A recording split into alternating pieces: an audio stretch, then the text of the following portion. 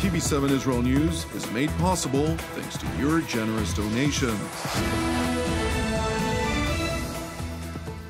Shalom and good evening. This is TV7 Israel News broadcast to you from Jerusalem. And in today's top stories, Jewish Agency Chairman Isaac Herzog, who formerly headed the Israeli Labor Party, has been elected today to serve as the 11th President of the State of Israel.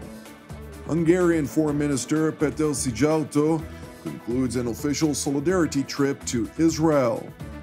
Iran's largest naval vessel, named Kharg, sank overnight after catching fire in the Gulf of Oman. Outgoing chairman of the Jewish Agency, who formerly chaired Israel's Labor Party, Herzog Herzog, has been elected the 11th President of the State of Israel in a secret parliamentary ballot, as part of which 120 members of parliament, or Knesset in Hebrew, were eligible to vote for the country's next head of state. Yitzhak Herzog, the son of Israel's sixth president, the late Chaim Herzog, and grandson of the Jewish state's first chief rabbi, Yitzhak Halevi Herzog, has managed to overwhelm his rival, Miriam Peretz, securing the highest number of votes which an Israeli president ever attained in the country's 73-year history. הרצוג הצביעו 87 חברי כנסת, בעד המועמדת מרים פרץ הצביעו 26 חברי כנסת, לפיכך אני קובע שמר יצחק הרצוג הוא הנשיא הנבחר של מדינת ישראל. Herzog, who is set to succeed outgoing President Reuven Rivlin on July 9th, seized the televised stage after winning the ballot to insinuate his intention of becoming a president for all Israelis domestically and for the Jewish communities in the diaspora. שבכוונתי להיות נשיא של כולם, להטות אוזן קשבת לכל עמדה ולכבד כל אדם, לסמן את הקווים המחברים, לבנות גשרים של הסכמות, כדי לקרב את הרחוקים שבניצים, כאן בתוכנו, כמו גם עם אחינו ואחיותינו בתפוצות, להעצים ולטפח את היצירתיות, היוזמה והמקוריות בעם שלנו, למלא כל יום את צידת האחדות, הערבות ההדדית והזהות המשותפת, הנחוצות לנו כל כך במסע שלנו להפוך לחברת מופת. כן, מותר לדבר גם על המילה הזאת, חברת מופת. להותיר מרווח נשימה לרוקמי הרוח, היצירה והחלומות, ולמלא את מדינת ישראל והיושבים בתוכה בתקווה. Among others, Israeli Prime Minister Benjamin Netanyahu congratulated the newly elected Israeli president, who responded by pledging to work with any government and with every prime minister at a time when Netanyahu's continued hold on Jerusalem's seat of power is evidently in question.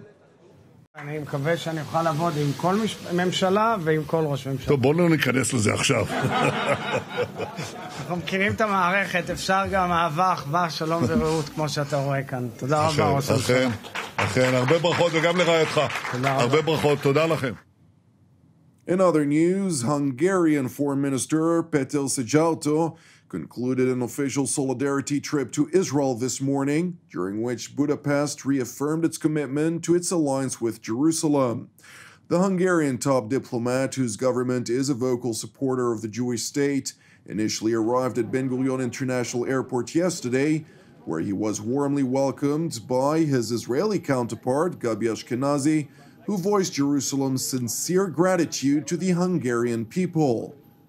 I think this visit is a tangible testimony to the solidarity that both two government and the Hungarian people expressed to the Israelis. And on behalf of the government, I would like to thank you for the support, for being a clear voice, protecting our right to defend ourselves and condemning the Hamas for their event. From the airport, Szijjarto joined Ashkenazi for a tour of a residential structure in the central city of Petah Tikva, which sustained a direct hit from rocket fire that was launched indiscriminately from the Hamas-controlled Gaza Strip toward Israel's civilian communities. Hungary is the friend of Israel and the Hungarian people. consider Israeli people as friends as well. A couple weeks ago, Israel was attacked by a terrorist organization. Multiple thousands of rockets were launched on populated areas, which is definitely unacceptable, and it's more than obvious. It's natural that we stand with our friends in such kind of cases. Minister Szijjarto continued by voicing outrage over attempts by many international political institutions to try and set an equal analogy between Israel's military campaign of self-defense to that of Hamas's indiscriminate rocket fire, an organization which is internationally recognized as a terrorist group. We definitely regret a lot that in many international political organizations there was no common understanding about the description of the basic situation. The fact that Israel was attacked by a terrorist organization was even challenged. And in many times Israel and Hamas were considered on the same level, as if Hamas was like an NGO. And it was impossible for many stakeholders in international politics to speak clearly about the obvious right of Israel to protect herself. That's how biased, unbalanced, and outrageous statements have been prepared in the European Union, I regret to say, and in different committees of the United Nations as well. Hungary's top diplomat further emphasized that his country will not sit idly by while Israel is targeted by statements and resolutions which are biased, unbalanced, and detached from reality. I'd like to make it very clear here that Hungary will continue to veto all those statements and resolutions which would be biased, unbalanced, and which would not clearly recognize the fact that Israel was attacked by a terrorist organization, by Hamas, and which would not make it very clear that Israel does have the right to protect herself. Subsequently, Minister Szijjarto traveled to Jerusalem, where he met with Prime Minister Benjamin Netanyahu, who once again thanked him, Prime Minister Viktor Orbán, and the Hungarian people for their staunch support of the Jewish state. Foreign Minister Péter Szijjarto of Hungary and the government of Hungary, Prime Minister Orbán, are wonderful friends of Israel. You stood by us now with this, against this cynical decision that was promoted in the EU and the Council of Ministers. We're very, very grateful to you. We have great friends, and you are among them, right at the top of the list. Thank you. You can count on us in the future as well.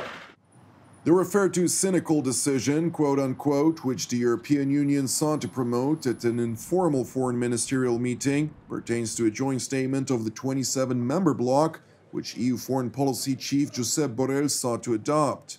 The statement, on the one hand, called for an immediate ceasefire, while on the other, effectively portrayed Israel as equally responsible for the round of hostilities in the Hamas-controlled Gaza Strip, among other locations of Arab-Israeli friction. To Borrell's dismay, however, Hungary vetoed the statement, drawing clear frustration from the top European diplomat. En el sentido general de la discusión, sin entrar en algunas palabras que para unos serían mejor si fueran otras, pero no les quiero engañar, no quiero presentarles lo que ha ocurrido hoy como si todos los Estados miembros hubieran tenido el mismo sentido general de la discusión. No sería honesto por mi parte, creo que es mejor reconocer que ha habido un país, el mismo que también dificultó que si hubiera un acuerdo de una posición europea recientemente en el Consejo de Seguridad de las Naciones Unidas. Seguro que lo adivinan ustedes fácilmente, se trata de Hungría, pero no es una novedad. A mí me hubiera gustado que todos hubieran entendido que el sentido general de la discusión es el que contienen estos apartados, que francamente me cuesta entender cómo no se puede estar de acuerdo con ellos, ¿no? Pero así es, y yo no tengo más remedio que tomar nota.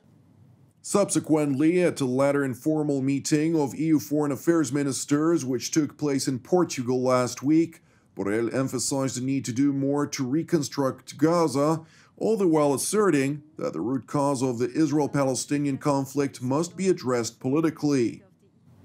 The ceasefire came. I'm sure it came thanks to the U.S. engagement and the brokering by Egypt. In any case, ceasefire started, it's lasting. Let's hope it will last. But once again, we cannot rely on ceasefires, violence, ceasefires. Security is not peace. And what is needed is peace. And peace will not come by miracle, will come through political negotiations.